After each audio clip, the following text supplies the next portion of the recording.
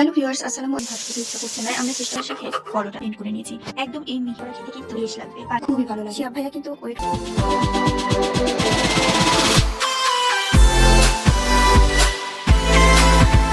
রাতে একটা special menu নিয়ে এসেছি।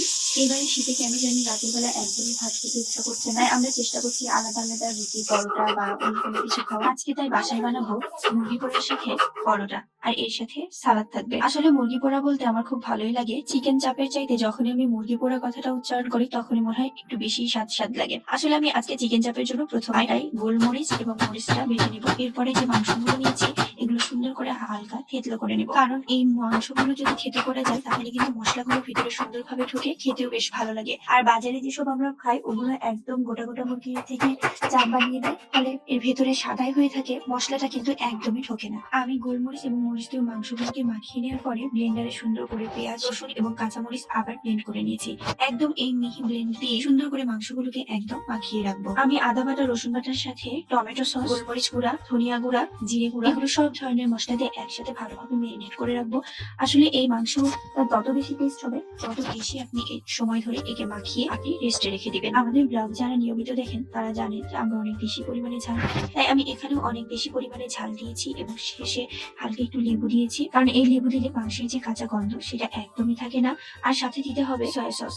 সুন্দর করে মাখিয়ে এভাবে বেশক্ষণ রেখে দিন, তারপরে আমরা এগুলোকে ভেজে নিব। আমি প্রায় মাংসগুলোকে সন্ধ্যায় মাখিয়ে রেখেছিলাম আর ভাজতে গিয়েছি প্রায় 11:30টার পরে। যেহেতু গরম গরম খাবো আর এগুলো একদমই ঠান্ডা ভালো লাগে না, তাই গরম গরম ভেজে ভেজে পরিবেশন করবো। আসলে গরম গরমের সাথে গরম এই মুরগি পোড়া খেতে কিন্তু বেশ লাগবে। বাসায় আমরা অনেকগুলো মানুষ, তাই আমি একদিকে মাংসগুলো প্রায় হয়ে আসলে তার সাথে সাথে আমি যে কয়জনের হবে সেই কয়জনকে পরোটা ভেজে দেবো। তবে এই মাংসগুলো এরকম করে ফ্রাই করতে অনেকটা সময় লেগে যাচ্ছিল, আর আমার বেলকনির রান্নাঘরে বসে রান্না করাটা একটু কঠিনই ছিল, কারণ এত বাতাস ছিল আজকে রাতে। আর এই শীতের মধ্যে এত ধৈর্য ধরে সামনে আমার পাশে বকবক করছিল আর ভিডিও করছিল। আসলে আজকে রান্নার এই বায়নাটা ছিল মূলত ওরই। বললো, আপু বাইরে তো আর এসব খাওয়া হয় না, কেমন যেন লাগে, তুমি আজকে বাসাতেই এটা তৈরি করো। তাই এত কষ্ট করে এত কিছু রেডি করে আমি রাতেই বসে গেছি এই খাবারটা রান্না করতে। আর আমার রান্নাঘরের দেয়ালে এই যে স্টিকার কাগজটা লাগিয়েছিলাম, এটা লাগানোর কারণে কি হচ্ছে, তেল বা অন্য কোনো চিটচিটে ভাব দেয়ালে একদম বসে যাচ্ছে না। এটা ব্ল্যাক হওয়ার কারণে কিন্তু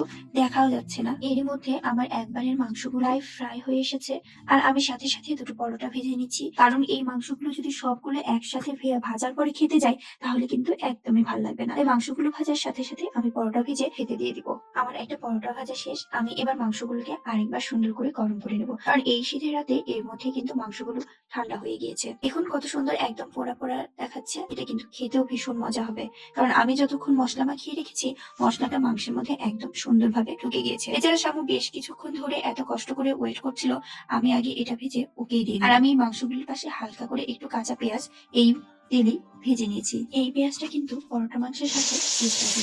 এখন কত সুন্দরভাবে মাংসগুলো একদম ভাজা হয়ে গেছে, আর মশলাটা কিন্তু সুন্দরভাবে মাংসের মধ্যে ঢুকে গিয়েছে। আর আমি সাথে সাথে বানিয়ে নিয়েছিলাম বেশ কিছু সালাদ, এর মধ্যে শসা, টমেটো আর ধনেপাতা, আর সাথে নিয়েছিলাম কাঁচামরিচ। যে যেটা পছন্দ করবে এই মাংসের সাথে কিন্তু এই ধরনের সালাদ গুলো খুবই ভালো লাগে। শিয়া ভাইয়া কিন্তু ওয়েট করতে করতে ঘুমিয়ে পড়েছিল, আমি তাকে টেনে তুলে এই প্লেট সাজিয়ে খেতে দিলাম। তার কিন্তু বেশ পছন্দই হয়েছে, আপনারা খাওয়া দেখলেই বুঝতে পারছেন।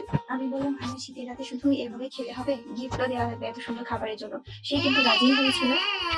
এত কিছুর আয়োজন এক কাপ চা না হলে হয়, তাই চা দিয়ে আমাদের আজকে রাতের খাবার শেষ হলো। আপনারা সবাই ভালো থাকবেন। আমাদের আজকের ব্লগটা কেমন লাগলো অবশ্যই জানাবেন।